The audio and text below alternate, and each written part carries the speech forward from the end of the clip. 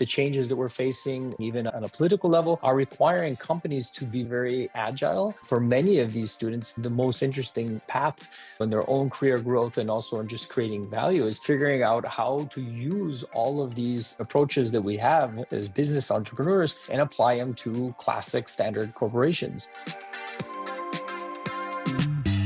Hello, and welcome to the Entrepreneurship Podcast series by UIN. My name is Balzhano Razbaeva, Manager Strategic Initiatives, and I'm your host for today. In this episode, Timothy O'Connell, Senior Partner and Director of the Entrepreneurship and Startup Center at H-Farm, takes us inside one of Europe's most unique innovation campuses. Based just outside Venice, H-Farm blends education, startups, and corporate partnerships into a living lab where students become founders, innovators, and entrepreneurs. Whether you are designing a startup hub or rethinking your university's approach to entrepreneurship, this episode offers practical insights and plenty of inspiration. We're stepping inside one of Europe's most distinct innovation campuses, H-Farm, a place where education, startups, and corporates co-create. And our guest is Timothy O'Connell, Senior Partner and Director of the Entrepreneurship and Startup Center. Thank you so much for joining us, Timothy. We're very much looking forward to learning from you. But just a few words about H-Farm. H-Farm is known for turning learning into real venture creation. So this is a place where coursework becomes prototypes, prototypes become pilot-ready ventures, and those ventures then land as real pilots with corporate partners. It's quite unique, and this is where entrepreneurship education is basically treated as a living lab with direct routes to market and strong regional impact. You'll hear insights that challenge truly traditional boundaries between education and industry, and we're looking forward to learning practices that universities then can adopt to turn the entrepreneurial learning into entrepreneurial outcomes. So let's dive in. I was just telling Timothy that we've been following H-Farm and the work that they do so wonderfully for a long while now. So it's quite exciting for me to be here with you. And maybe for those who haven't visited H-Farm yet, how would you describe the campus and what makes this model different from a traditional, say, educational institutions or startup centers? Sure. Thanks. It's a pleasure. Yeah, I'm very interested to tell you a little bit more about what we're doing and about H-Farm. So let's start with H-Farm. It's a unique campus. It's positioned right next to Venice. So we're on the Venice Lagoon. And so when you're on the top of the campus, you can actually see the island. You can see Venice and the various islands, which is obviously a very unique location. And let's say that the whole philosophy and the story behind H-Farm is we were born as a startup incubator. So we difference from many different, let's say, models in the industry where education institutions, universities have gone towards more entrepreneurial models.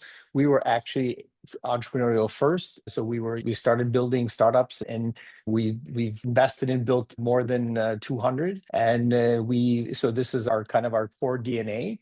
And during that process, we realized very quickly that education is a huge element of that process, that without educating the future leaders, the future entrepreneurs, you just didn't have the breadth and the depth that you needed to build new companies in the future. So that's why we started investing in education. And coming on campus is very unique. You can see behind me, it's a very green campus, very open, but also very modern. So very similar to things you would see maybe in the United States. So very open campuses with many different areas, sports facilities, green facilities, different restaurants, but all within basically a 15-minute drive to Venice. So it's a quite unique location within the ecosystem, definitely. Timothy, you yourself have been part of the European startup scene for many years and have all kinds of experiences in this arena. What drew you personally to the H-Farm model? Yeah, good question. So, I mean, I'd say the two things go hand in hand. I started Ricardo Donadon, the founder of H-Farm, and I've known each other for over 30 years. And when Ricardo started the project, we were in contact, and I knew about the project. It was very interesting. In the first years, I was working on another company, so I couldn't join immediately. But once I did join, which is more than 15 years ago, immediately what we started doing together, Ricardo and I and the other partners who were involved, is trying to get a rationale, try to get a model around how innovation and startup investments could actually work in the European ecosystem. We were all in that period, looking back, we're talking about 2010. H Farm was founded in 2005. Just to put it in context, Y Combinator was also founded in 2005, and Techstars was founded in 2006. That period was basically when most of the core pioneers were emerged. In 2010, 2011 is really the period when we were all just trying to figure out, okay, is this US model going to work in Europe? And that's where we found ourselves. There were some wonderful things happening in the US, in particular in places like Silicon Valley, but also like in Chicago, Boston, and a few other ecosystems, not that many, maybe Austin, LA a little bit, but still very early stage. But these were all venture driven. So it was just, there was a lot of cash, a lot of money behind it. And this was the way they were working. The big difference that we saw here in Europe is that type of venture capital we didn't have in that period. We still don't have today, but we didn't have it. We definitely didn't have it back then. So we looked for new models. And so this is what I've been doing for the past 15 years with H Farm is we've been trying to always push the envelope to see what you can do in Europe around entrepreneurship and innovation and startups that will be different and they can work as opposed to just copying models coming out of the US. And education is part of that process that emerged. Great. Actually, maybe we can talk about education because I'd be Sure. curious to learn more about this model from classroom to pilot-ready projects and ventures. So how are degree programs and courses at H Farm structured so that the ventures can actually realistically merge from them? And then I also know that you work a lot with corporates, so maybe you can describe a little bit how all of that is happening. Yeah, absolutely. H Farm College, which is the core, let's say, education element, together with H Farm Business School. In H Farm College, the degree programs are covering obviously a range of areas around technology and business, but the core and the DNA remains entrepreneurship. So this is one of the leading drivers of everything we do. And so how do we structure things to make sure that ventures emerge? We create an ecosystem that basically you feel once you step into the H Farm campus, this is a place where you want to invent something new. Everyone's talking about what are they working on? What is it? What startup or what idea?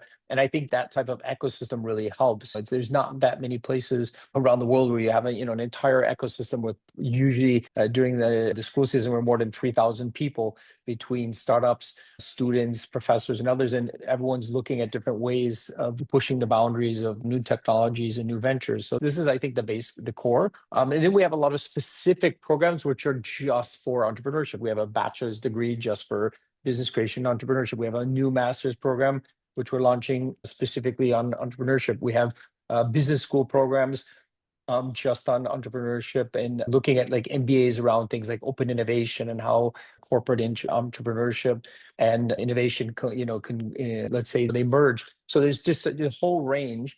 And then in parallel to that, we have basically events every single day. So every day there's events on emerging technologies. We have visiting people from all over the world, maybe talking about startups they founded or companies they're running. We have lead executives from groups like Google coming in, from Cisco, so from all over the world all the time. And so students are just immersed in this world of innovation and entrepreneurship. And that's, I think, one of the key drivers of the various programs. Even people who are just maybe studying international business or marketing, they still have this DNA running through everything they're doing, which is what makes us unique as opposed to other programs in the market. Thanks so much. I think when we talk about entrepreneurship education or entrepreneurial thinking and acting, often what we need to pay attention to is how the student teams are being supported. And what I was wondering is like when you look at your student teams, or you just described also a very varied population that you have at H Farm, what are the most important perhaps capabilities and behaviors that tend to predict whether they'll reach this pilot ready stage or when they get to work with the corporates? Is there something that you notice in your practice?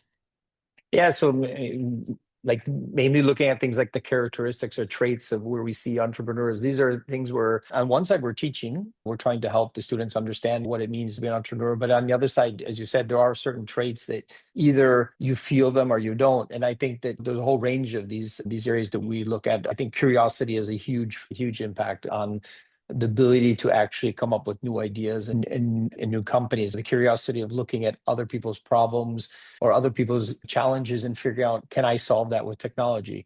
One of the things we look at with corporates, we work with hundreds of corporates from all over Europe, some of the biggest companies, the European brands and European companies across industries, everything from automotive to banking and finance to fashion.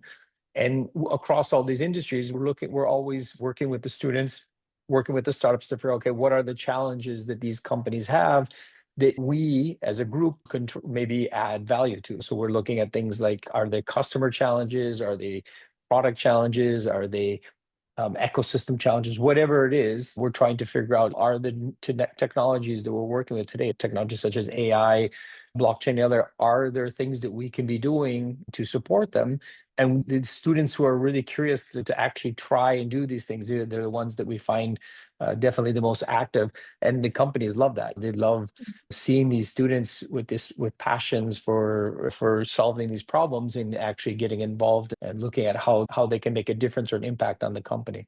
Wonderful. Perhaps what does this mean then for the teaching practice? So how then do you in turn support faculty, if you call them faculty, to integrate entrepreneurship and that kind of open innovation thinking, without turning stereotypically every course into some sort of a business plan competition, if you will? Yeah, absolutely. No, you're correct. We do it at two levels. My role as the scientific director in entrepreneurship obviously is a role in just making sure things we do around entrepreneurship, we have a similar method, we have a similar approach, and also just to guarantee that there's a progression. So that's one part of it.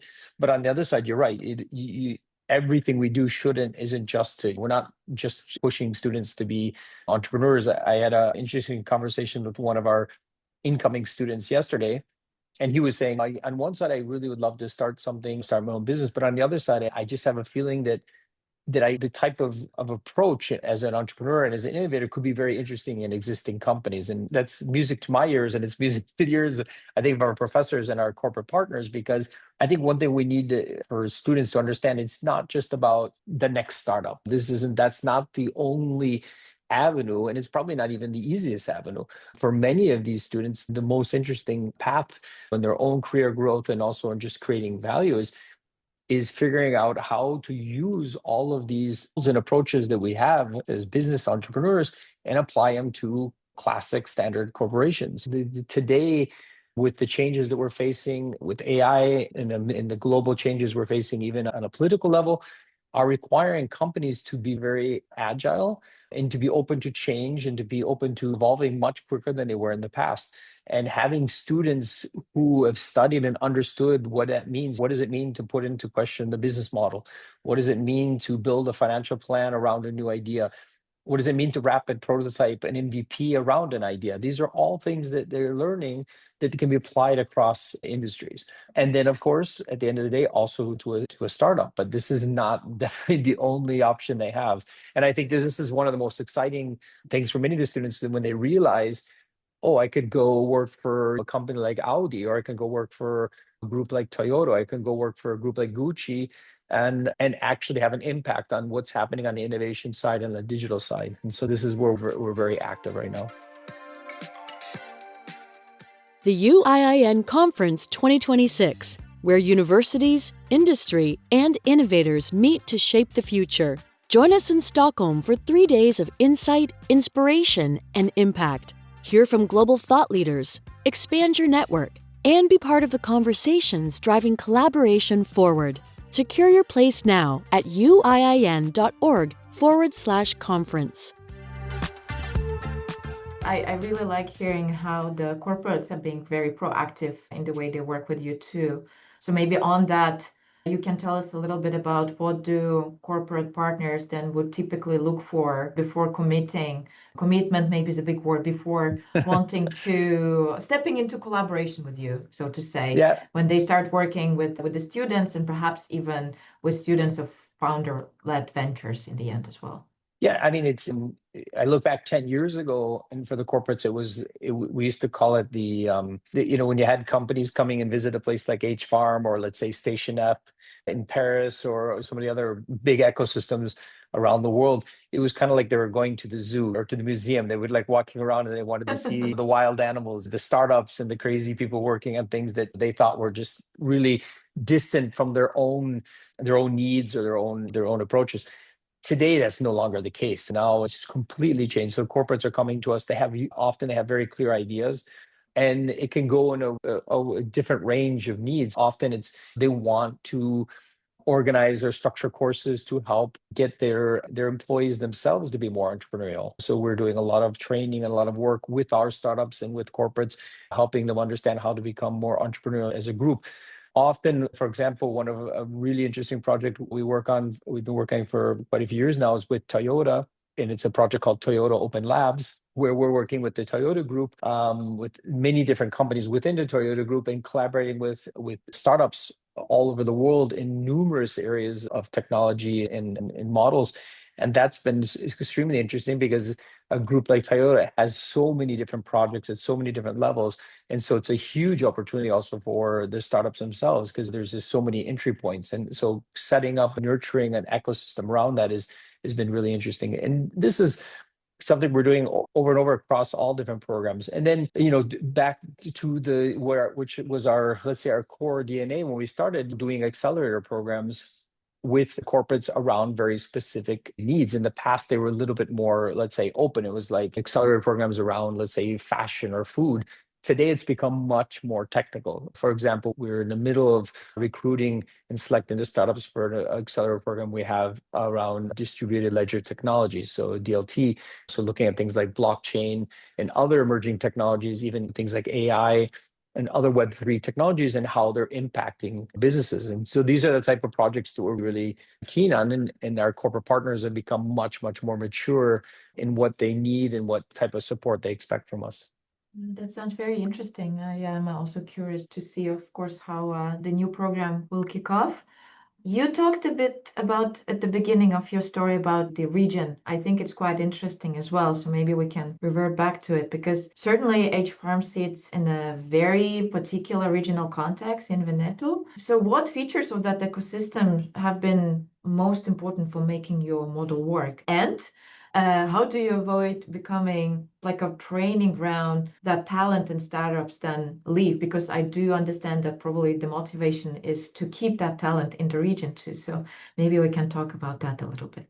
So our focus is not necessarily just to create talent for a specific area region. I think that we are, in that sense, very Venetian in a traditional sense. Venice was built on the fact that it was an international trading hub, and the height of its growth and the height of its wealth was not because of the region, but because of its ability to work and to collaborate with other ecosystems around the world, and in particular in the Far East and others. And for us, it's very similar. We are, on the one side, yes, we feel strongly rooted in the Veneto region, and we feel we represent, and we want to continue to represent as a successful case study in the region about how innovation can be curated both on an education level through our education programs, but also on a startup and investment level. So that's one side. But on the other side, we're very conscious of the fact that every startup has its needs, and some of our startups, maybe they should spend their first 2 years in Veneto, and then they should move to London, they should move to New York, they should move to Paris, where their key markets are is where they need to be. So this is something we work on both sides. Of course, if they can remain in Veneto and they can remain in H Farm, that's a huge plus. And we have a lot of groups coming to H Farm now. Groups such as the Italian Institute of Technology has just opened a research center in H Farm. Cisco is doing research in H Farm. So we have a lot of groups coming into H Farm, as we have in the past. But we're also building companies that will also move on and do other things outside of H Farm. So we're looking at both sides of that, the story, and always, let's say, going in the direction that where the market is driving these startups. That's the spirit. I like it. Thanks so much. We at UIN, we're all about external engagement and how we can best engage with universities and companies. So I thought maybe we can talk a little bit more about how you work with corporates and maybe the lessons that you learned from that to share with our audience. So especially I would be keen to your first experiences. So when, for example, corporates first engage with your programs, with your accelerators, or work with your students, what are some of the perhaps common missteps you may have observed, and how do you then help them adjust going forward? Because I think this is something that's quite crucial when you're just about to initiate a partnership. So maybe we can talk about that. Yeah, absolutely. So the first thing I think that for me it's clear even more today than it was 10 years ago that open innovation is no longer an option. Corporates are 100% obligated to start collaborating and building ecosystems as many and as strong as possible to guarantee that they're always going to be one step ahead of what's happening. Nobody today can guarantee that level only internally. Look at even groups like Apple and Google. I mean, Apple at the end of the day, for AI development, had to go out and sign agreements with groups like OpenAI and Google because they're just not able to be as competitive as some of these other groups. So if you look at that level, we're talking about three of the richest companies in the world, and they are obligated to use open innovation to be competitive. Just imagine all the other medium, large size corporations we have in Europe, and they're all in the same position. Every industry, insurance, banking, travel, food, luxury, everything. They need to be open, and open innovation is where we thrive. Helping them find the right language, find the right models to collaborate with students. So we have great programs working with students within our colleges and within our business school, and working with groups directly with us as the Startup Center. Like I said, we run accelerator programs, we run open innovation in scouting and connection programs between startups and corporates. So really looking at the whole range, that I think is what really makes HFarm unique, because of the fact that we've worked in almost every region within every industry and within every model, and we're very quick at understanding what a corporate needs and what they don't need. And so often we have that discussion. Someone will come and say, "Oh, we want to do this," and we're like, "That's probably not the best way to achieve your objectives. Maybe you should try this." And I think that this is what makes us unique in this space. Yeah, and it's great. It's great to see how corporates are evolving and how they're understanding more and more these needs. And I think things like technologies like AI will push this even further, because they will realize that AI as a technology is like any other technology. It's not a competitive advantage for most corporations unless you use the right connections, the right ecosystem to make it an advantage. And these are the types of projects that we really enjoy working on. I would like to perhaps finish this off with one question that we've been asking ourselves as well at UIN. We recently released the Future of Universities Thought Book, the Entrepreneurial Edition, where we've been asking leaders how the future of an entrepreneurial university would look like. And maybe I can ask you the same question, actually, Timothy, given your work at HFarm, how you imagine HFarm, say, in 15 years from now. What does success would look like for you?